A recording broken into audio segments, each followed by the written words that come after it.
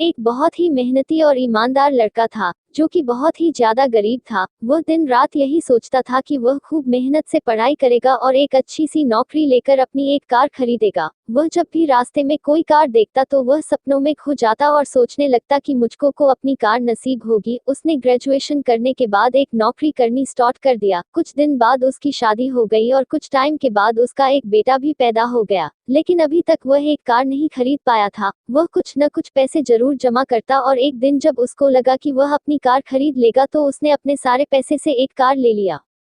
कभी न भूलो जिंदगी की ये बातें।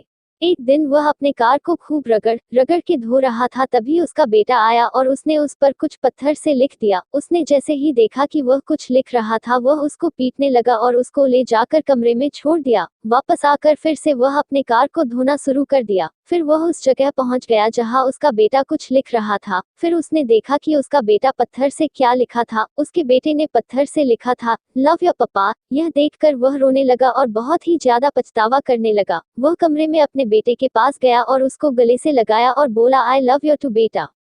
दोस्तों, इस कहानी से हम लोगों को यही सीख मिलती है कि गुस्से में लिया गया निर्णय कभी सही नहीं होता है। इसलिए हम ऐसा कुछ काम न करें कि जिसका पछतावा हमको बाद में हो।